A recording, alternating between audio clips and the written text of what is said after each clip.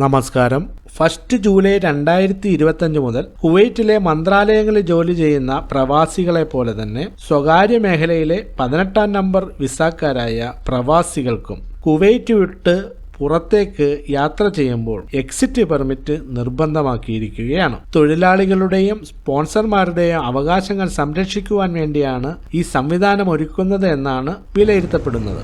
അപ്പോൾ നമ്മൾക്ക് exit permit എങ്ങനെയാണ് ഉണ്ടാക്കേണ്ടത് എന്ന് ഒന്ന് നോക്കാം. അതിനായി ആദ്യം തന്നെ കുവൈറ്റ് മൊബൈൽ ഐഡിയുടെയും സഹേൽ എന്ന ആപ്ലിക്കേഷനും ഡൗൺലോഡ് ചെയ്ത് ഇൻസ്റ്റാൾ ചെയ്യുക. സാധാരണ കുവൈറ്റിലെ മിക്ക പ്രവാസികളും മൊബൈലിൽ ഈ 2 ആപ്ലിക്കേഷനും ഉപയോഗിക്കുന്നവരാണ്.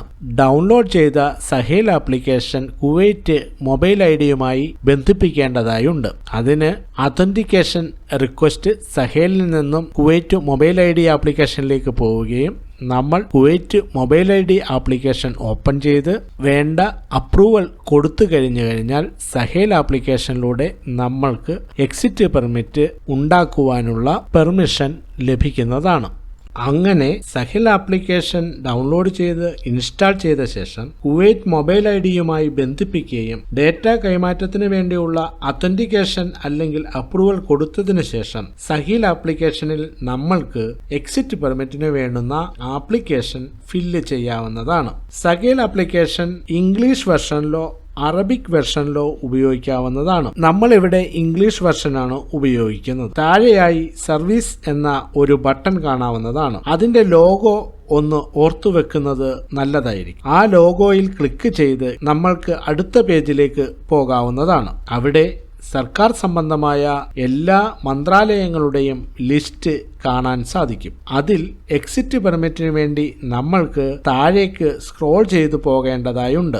Exit permit Kuwait manpower authority എന്ന മന്ത്രാലയത്തിന്റെ കീഴിലുള്ള സർവീസാണ്. നമ്മൾക്ക് ആ ലിസ്റ്റിൽ കുവൈറ്റ് മാൻപവർ അതോറിറ്റി കാണുവാൻ സാധിക്കും. അതിന്റെ ലോഗോയും കൂടി ഓർത്തിരിക്കുക. അതിൽ ക്ലിക്ക് ചെയ്തു കഴിഞ്ഞാൽ അവിടെ താഴെയായി എക്സ്പാർട്സിന്റെ സർവീസസ് എന്നും ഇഷ്യൂ എ എക്സിറ്റ് പെർമിറ്റ് എന്ന ഒരു ഉപസെക്ഷൻ കാണുവാൻ സാധിക്കും. അതിൽ ക്ലിക്ക് ചെയ്തു കഴിഞ്ഞാൽ നമ്മൾക്ക് റിക്വസ്റ്റ് ഫോർ എക്സിറ്റ് പെർമിറ്റ് എന്ന ചെറിയൊരു ഫോമിൽ എത്തിച്ചേരുകയും അതിൽ കേവലം 2 ഡേറ്റുകൾ നമ്മൾ ഇടേണ്ടതായിട്ട് ഉള്ളൂ. ആ ഫോമിൽ 2 ഡേറ്റ് ഇട്ടാൽ മതി. ഒന്ന് നമ്മൾ പോകാൻ ഉദ്ദേശിക്കുന്ന ഡേറ്റും അതിന് 7 ദിവസത്തെ വാലിഡിറ്റിയാണ്. അതിനുശേഷമുള്ള 7 ദിവസങ്ങൾക്കുള്ളിലുള്ള ഒരു ഡേറ്റും അത് എൻഡ് ഡേറ്റ് ആയിട്ട്, അതായത് 7 ദിവസം കഴിയുമ്പോൾ ഓട്ടോമാറ്റിക്കായിട്ട് ഈ എക്സിറ്റ് പെർമിറ്റ് ഇൻവാലിഡ് ആകും. ഓർത്തിരിക്കുക. പിന്നെയും വീണ്ടും നമുക്ക് വേണ്ടി വന്നാൽ അത് അപ്ലൈ ചെയ്യേണ്ടി വരും. അങ്ങനെ ഡേറ്റുകൾ ഇട്ടതിന് ശേഷം നമ്മൾ ആപ്ലിക്കേഷൻ സബ്മിറ്റ് ചെയ്യുക. ഇതിന്റെ നോട്ടിഫിക്കേഷൻ നമ്മുടെ കമ്പനിയുടെ ഓണർ അല്ലെങ്കിൽ സ്പോൺസർ അല്ലെങ്കിൽ കഫീൽ അല്ലെങ്കിൽ നമുക്ക് വിസ തന്ന ആള് ആരാണോ അവരിലേക്ക്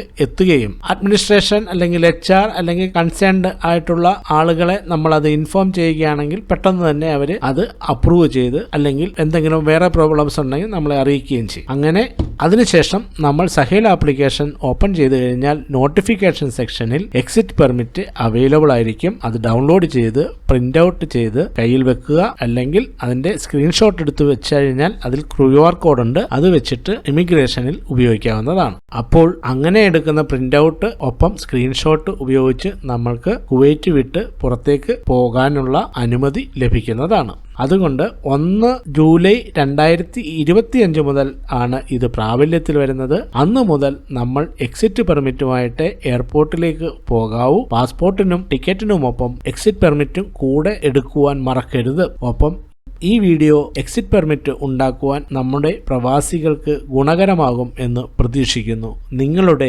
അഭിപ്രായം കമന്റ് ചെയ്യുക. ഒപ്പം നല്ലവരായ നമ്മളുടെ എല്ലാ പ്രവാസി സുഹൃത്തുക്കൾക്കും ഈ വീഡിയോ ഷെയർ ചെയ്ത് അവരെയും സപ്പോർട്ട് ചെയ്യുക.